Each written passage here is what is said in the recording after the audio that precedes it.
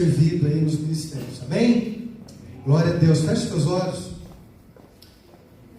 Pai, muito obrigado, Senhor, por esse momento, Pai, tão maravilhoso que o Senhor nos traz aqui agora, Pai.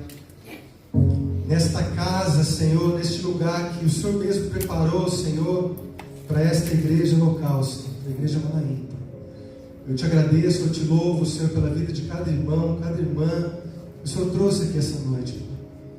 Tenho certeza que o Senhor tem um propósito especial aqui essa noite para cada vida, para cada família, Senhor. Muito obrigado, Senhor, por nos trazer aqui essa noite, com segurança, com saúde, Senhor, de nós podermos estar aqui e ouvir agora a Tua palavra. Nós clamamos, Espírito Santo, Pai, fala conosco, apesar das nossas limitações, Senhor, das nossas imperfeições, Pai. Fala conosco agora, Senhor. Nós abrimos o nosso coração, Pai. E nós agora, Senhor, declaramos, Pai, que o nosso coração é uma terra fértil, Senhor. Para que a Tua palavra, Senhor, seja lançada agora, Senhor. E possa trazer fruto em nossa vida, Senhor. E abençoar, Senhor, todos aqueles que estiverem conosco nessa caminhada. Em nome de Jesus nós oramos. Amém? Amém. Glória a Deus. Abra a palavra do Senhor aí, a sua Bíblia.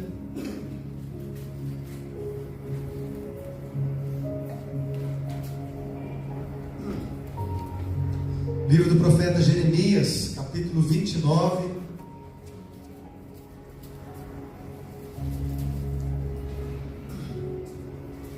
Jeremias, capítulo 29.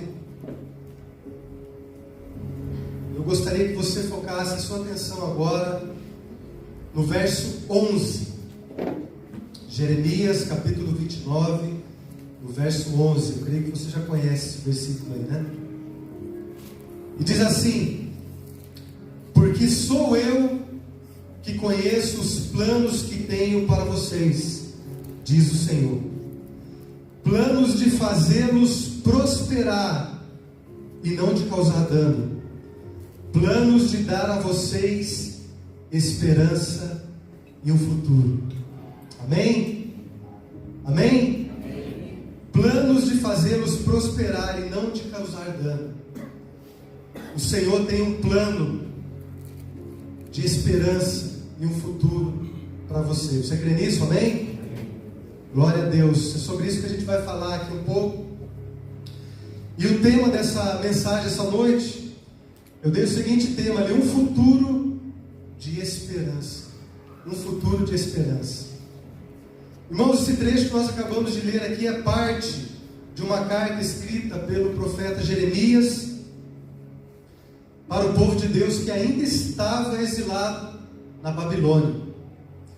E nessa carta aqui, onde o autor é Jeremias, né?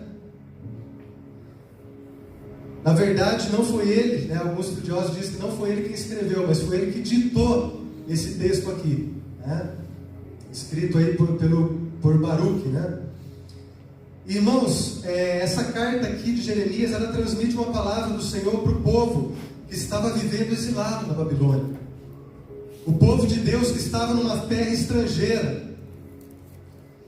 E essa palavra de Deus para esse povo, mesmo estando esse povo numa terra onde não era a terra deles, essa palavra do Senhor era para que eles tivessem uma vida abundante e uma vida próspera, mesmo não estando na terra deles. Olha só, acompanhe comigo mais à frente no verso 5.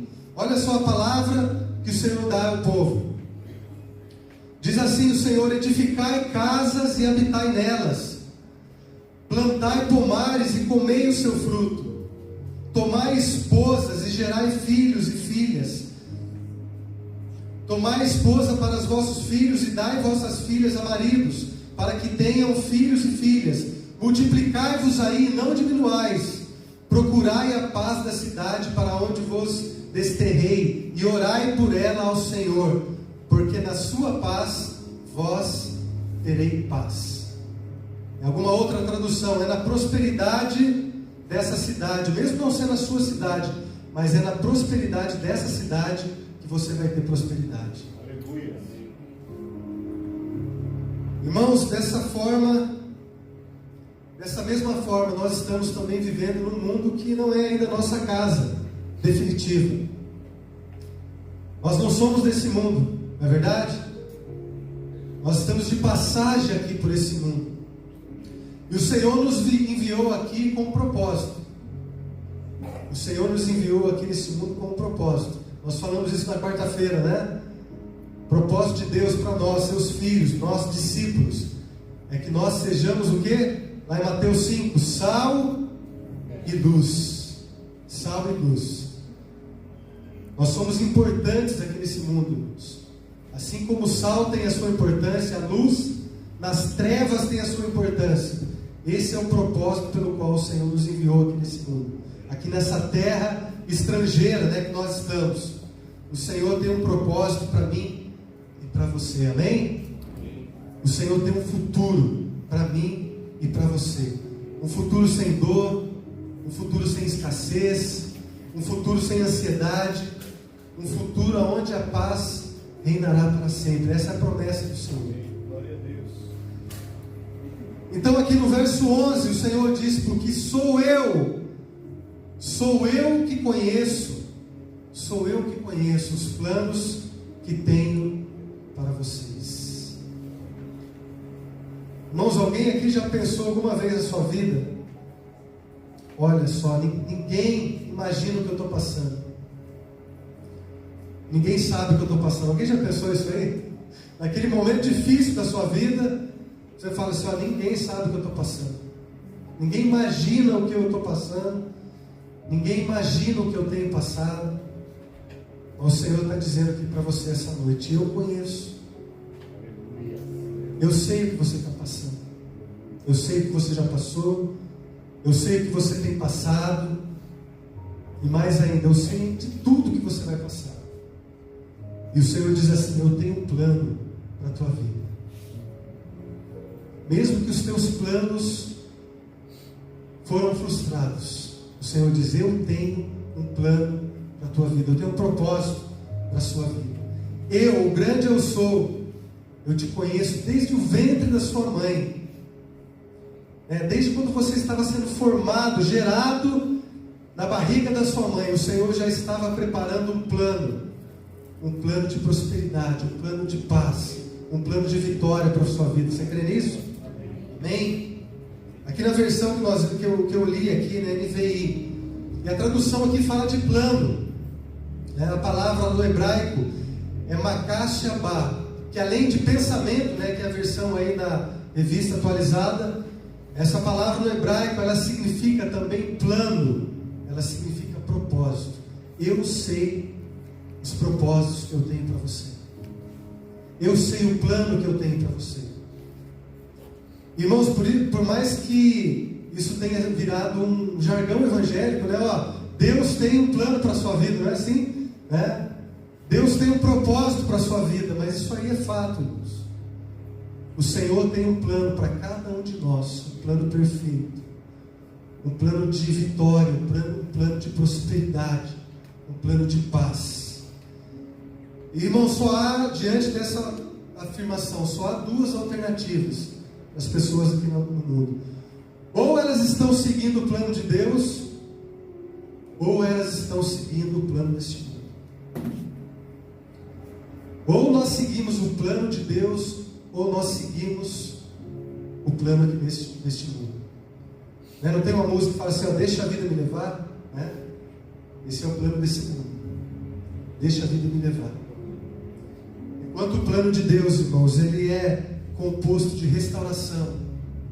O plano de Deus é composto de salvação, de santificação, de perseverança, de esperança e, por fim, de vida eterna.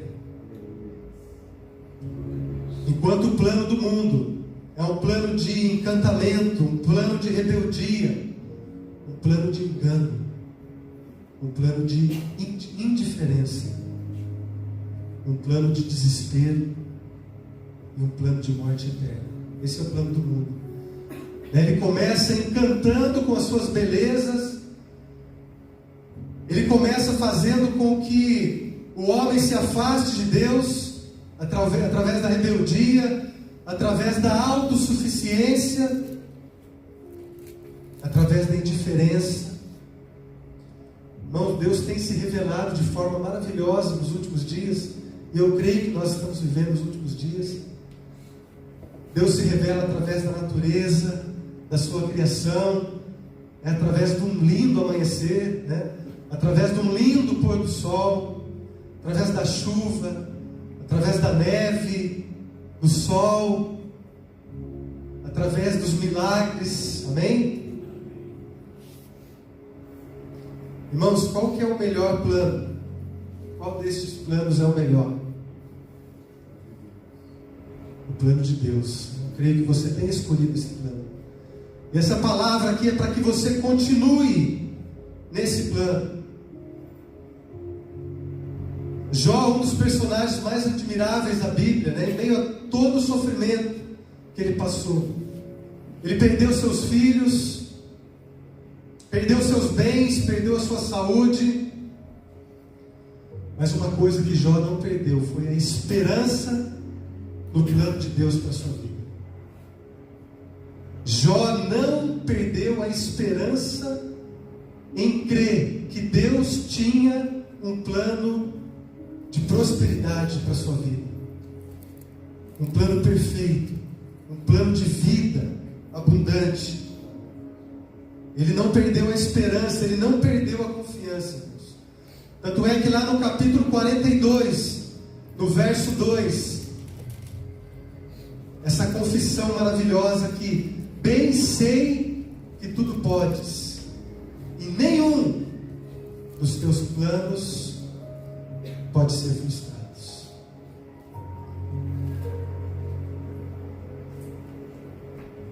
Irmãos, quais são os planos de Deus para a nossa vida? Voltando lá no verso 11, os planos de Deus para a nossa vida são planos de nos fazer prosperar, de não causar dano. Um plano de nos dar esperança e um futuro. E a palavra, essa palavra de Deus hoje para o teu coração, para a tua vida, a palavra de Deus essa noite é: continua. Continua. Não desista, não pare. Mesmo se você estiver atravessando um deserto, mesmo se você estiver atravessando um dos momentos mais difíceis da sua vida, continue. Não perca a esperança. O deserto não é um lugar de habitação, irmãos. O deserto é um lugar de passagem. Aleluia. O deserto é um lugar de provação. É onde a nossa fé é provada. É onde nós somos ensinados por Deus. É na escassez, é no sofrimento, é na angústia muitas vezes, é no choro muitas vezes, é na solidão muitas vezes, irmãos. Mas é um lugar de passagem. Então, se você estiver vivendo um momento de deserto na sua vida, continua, não para, não para. E saiba que é o momento que o Senhor está te ensinando. Por isso, abra o teu coração. O deserto é o lugar de você abrir o teu coração. Não perca esperança, irmãos. Existe um Deus que já preparou a tua vitória. Amém? Amém. O Senhor tem um plano próspero para mim e para você. Continua trabalhando. Assim como o Senhor está dando essa palavra lá para o povo que estava numa terra estrangeira, não era a terra dele, mas Senhor, como que eu vou plantar aqui onde não é a minha terra? Como que eu vou construir aqui? Como que eu vou constituir família distante do meu lar? E a palavra do Senhor: continua, eu estou com você. Continua trabalhando, continua fazendo o teu negócio,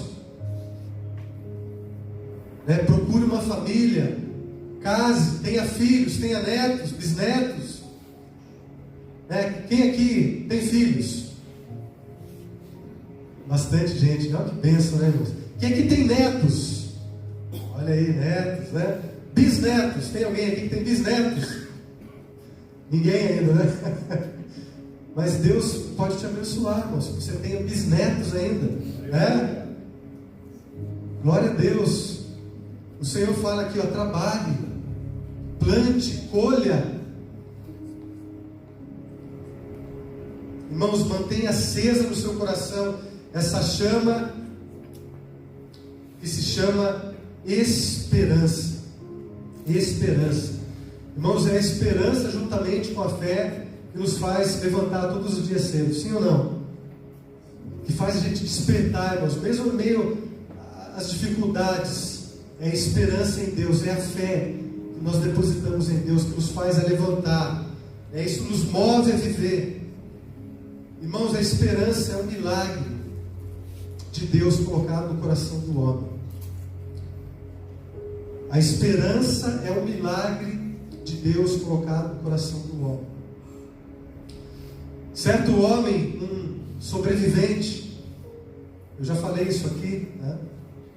Lá do famoso campo de concentração de Auschwitz, né?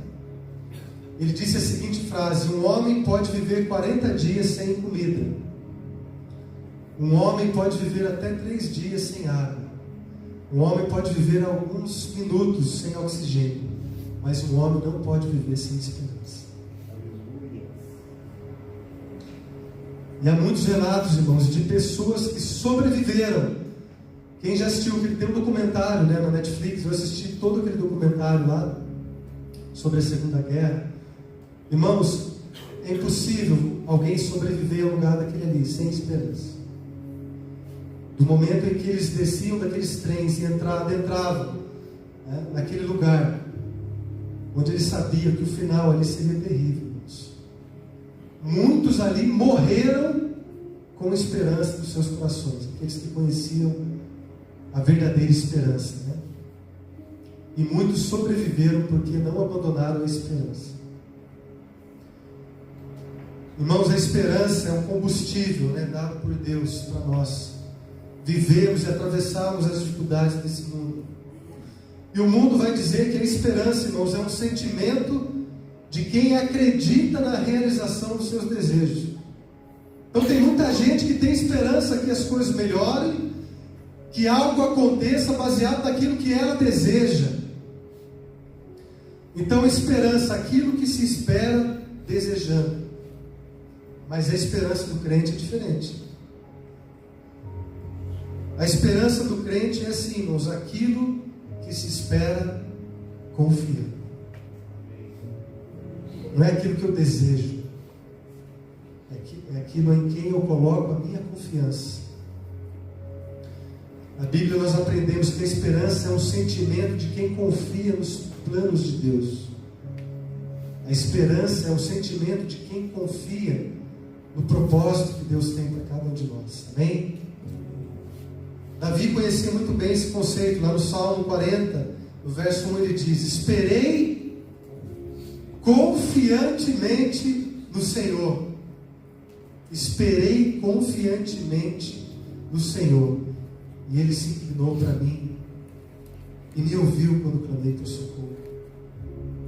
Quantas vezes o Senhor ouviu o teu clamor, te consolou, te levantou, te sustentou? Essa é a confiança do crente, irmãos.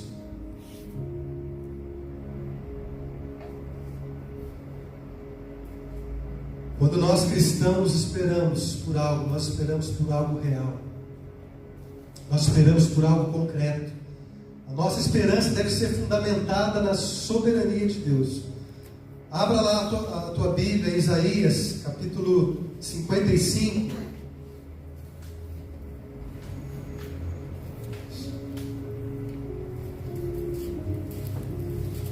Isaías, capítulo 55.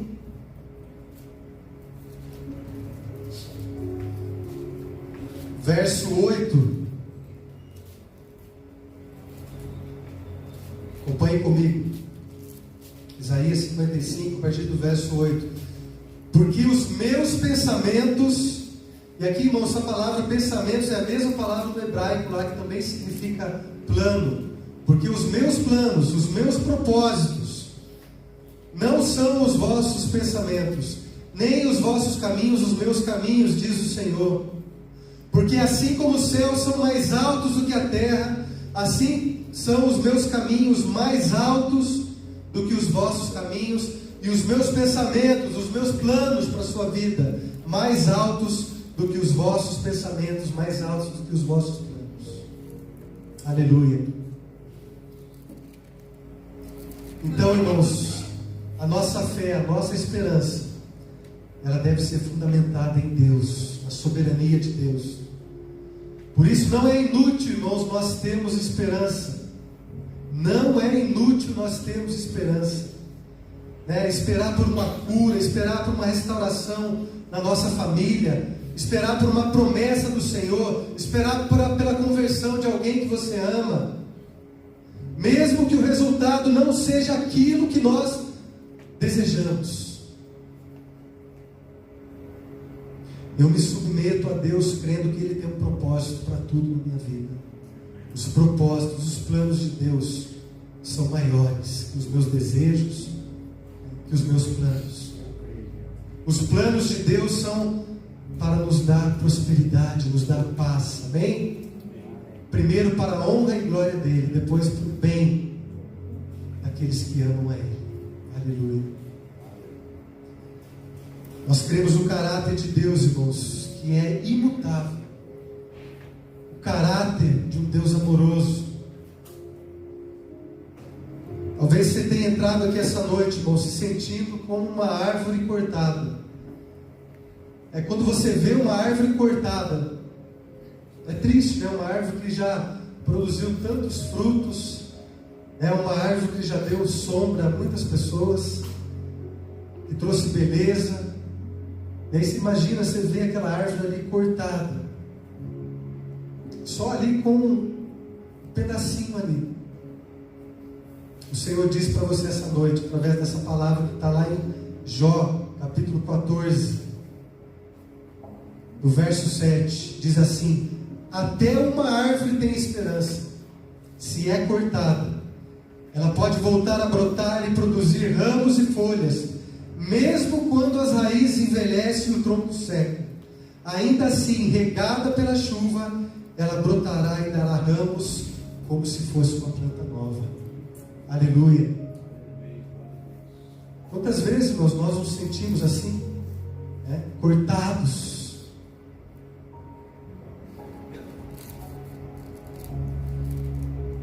Deus está derramando uma chuva aqui hoje, amém? E essa chuva aqui é a própria palavra de Deus. A palavra de Deus é água que purifica. A palavra de Deus é água que traz restauração à nossa vida, ao nosso coração. Então receba no teu coração essa palavra. Essa palavra pode trazer nova vida. Há áreas na sua vida que você pode estar sem esperança. Não existe situação que resista à esperança confiante colocada em Deus, amém? Abraão esperou mais de 20 anos, irmãos, para ter o filho que Deus havia prometido. Isso contra todas as possibilidades naturais, né? Você imagina uma espera dia a dia por uma promessa aonde tudo parecia ser impossível. A sua idade avançada. E veja o que Paulo diz lá na sua carta em Romanos. Abra lá, Romanos capítulo 4. Olha só que interessante essa palavra. Um exemplo que nós devemos seguir também em momentos de provação.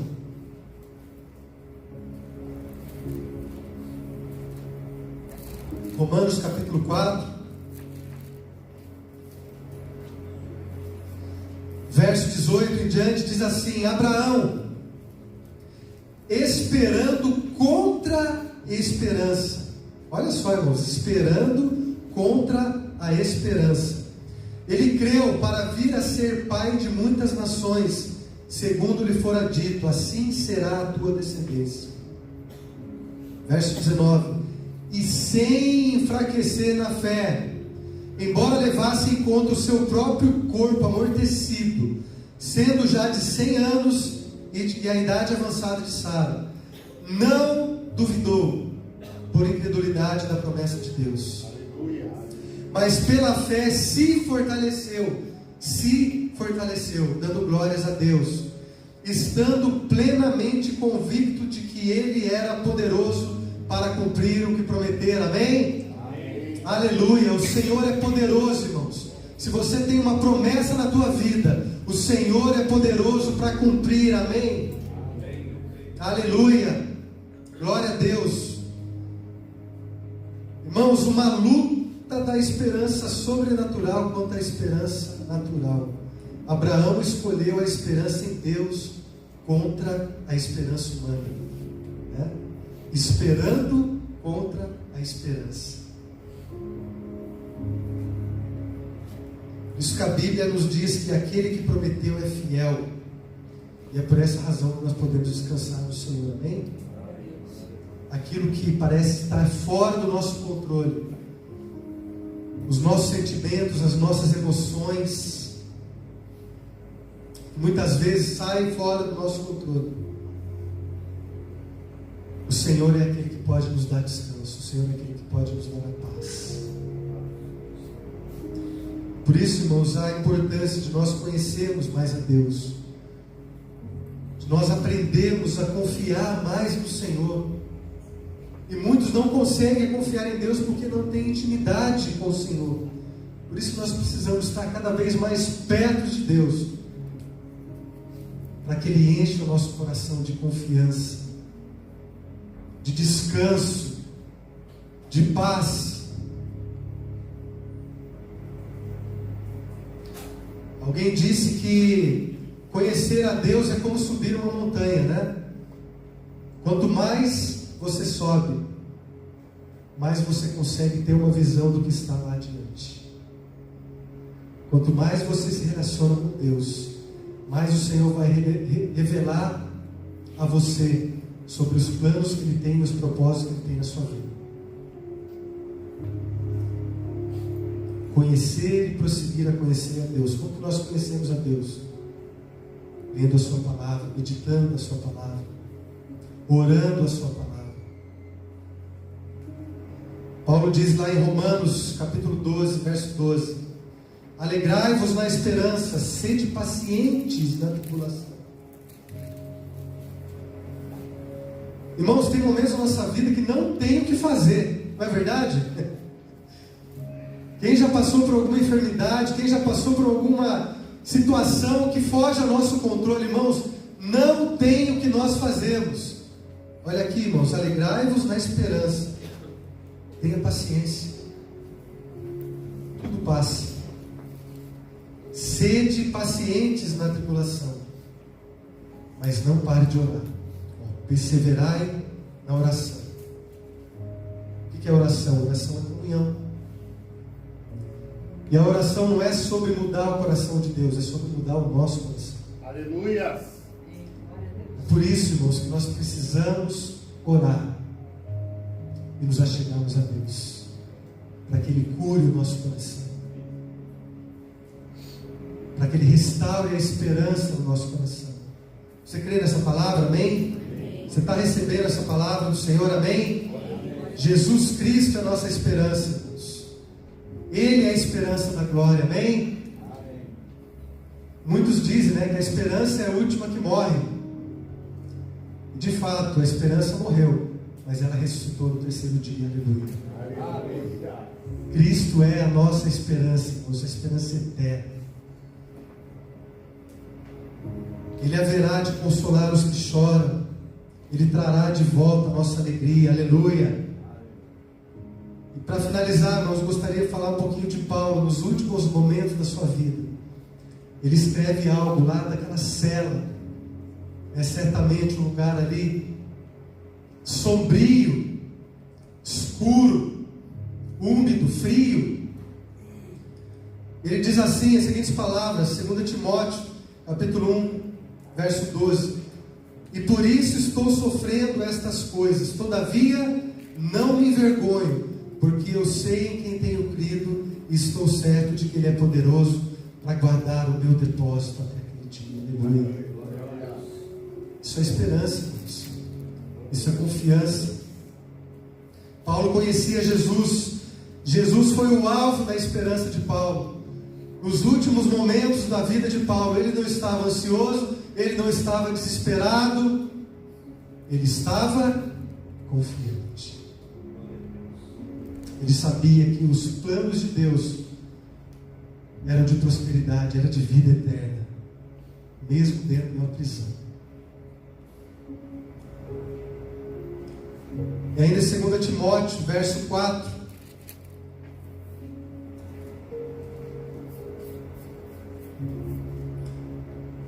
O verso 6 ao 8 diz assim: quanto a mim, estou sendo já oferecido por libação, os últimos momentos da vida de Paulo, e o tempo da minha partida é chegado.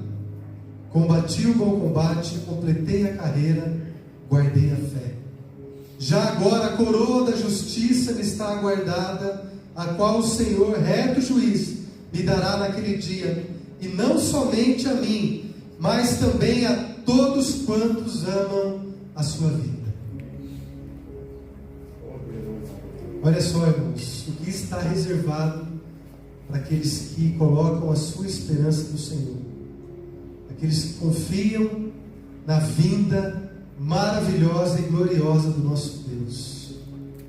Aleluia. Jesus é poderoso, irmãos, para guardar, para manter seguro tudo aquilo que nós entregamos a Ele. Quando nós entregamos, irmãos, ao Senhor a nossa esperança, a nossa confiança, Ele é poderoso para nos guardar, para nos abençoar, para nos sustentar até o último dia aqui nessa terra. Amém? Glória a Deus, irmãos.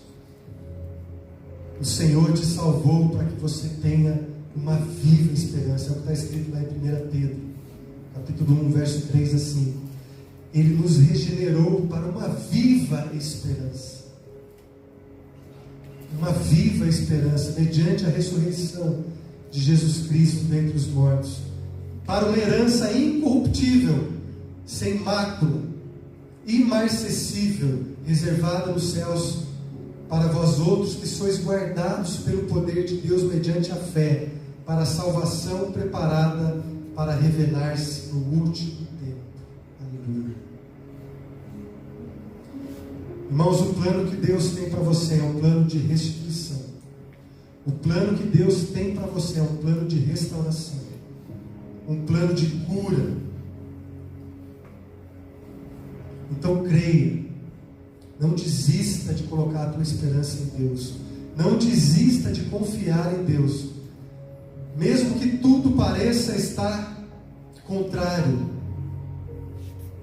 Coloque no Senhor os teus planos, os teus sonhos, os teus anseios, os teus desejos.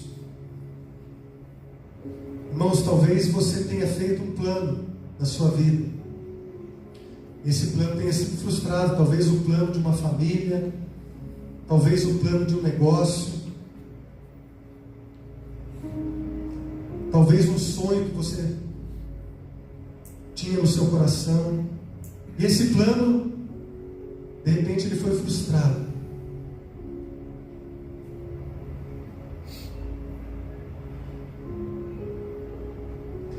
O Senhor quer renovar no teu coração a esperança essa noite. Você crê nessa palavra? Amém? O Senhor quer restaurar no teu coração esse plano, mas agora não é um plano seu, é um plano do Senhor para a sua vida. O Senhor quer restaurar na tua vida aquilo que você acha que você perdeu, ou que de repente você tenha perdido. Feche os teus olhos nesse momento, em nome de Jesus.